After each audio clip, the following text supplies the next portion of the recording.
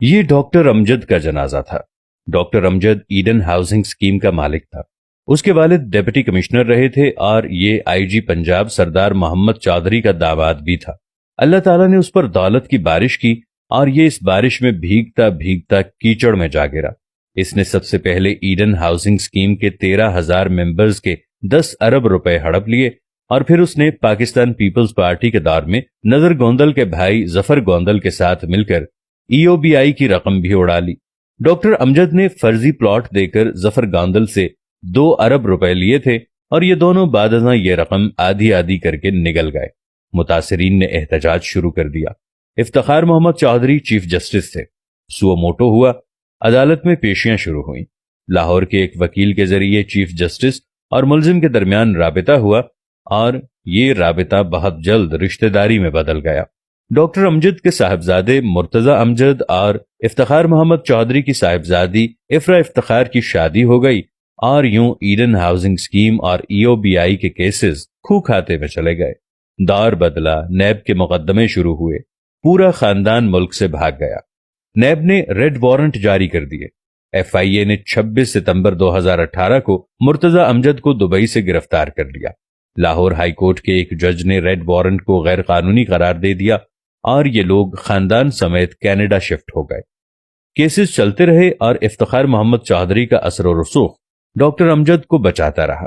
Fraud की रकम 25 अरब रुपए तक पहुंच गई। ये इस दौरान प्ली बार्गेन के लिए भी राजी हो गया, लेकिन ये 3 अरब रुपए देकर 25 अरब रुपए माफ कराना चाहता था। नैब नहीं माना। ये उस दौरान किसी पुरस्रार बीमारी का शिकार हो गया। पाकिस्तान आया, इलाज शुरू हुआ, लेकिन तबीयत बिगड़ती रही।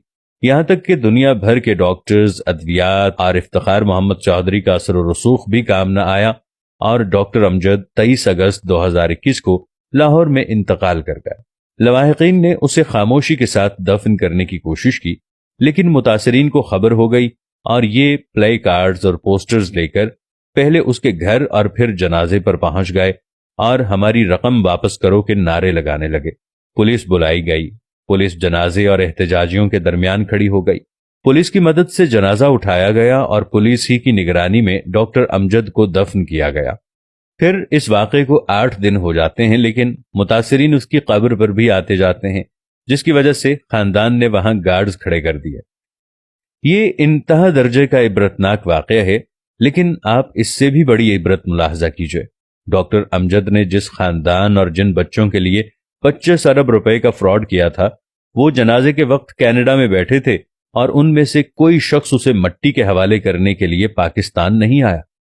ये वाकया दौलत के पीछे बावले हुए बेवकूफों के लिए निशाने इबरत है।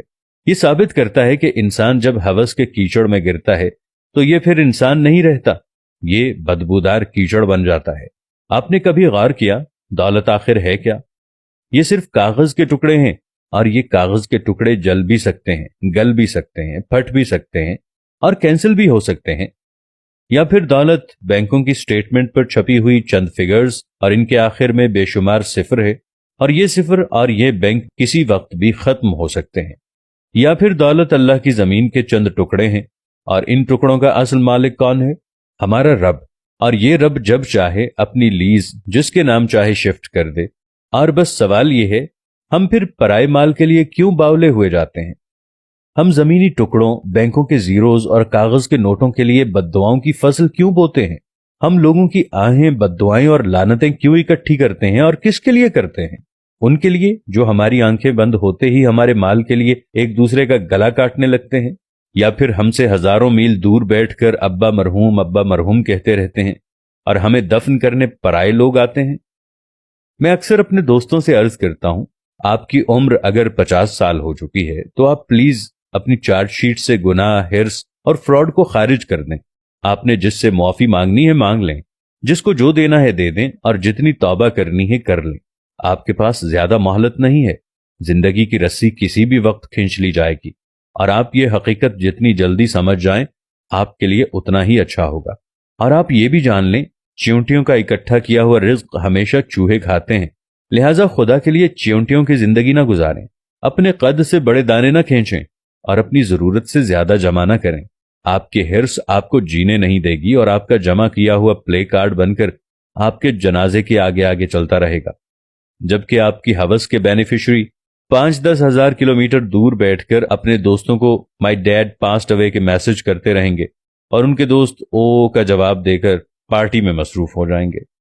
چنانچہ رک جائیں، آگے کھائی ہے، اور اس کھائی میں ڈاکٹر امجد جیسے ہزاروں لوگ گرے پڑے ہیں۔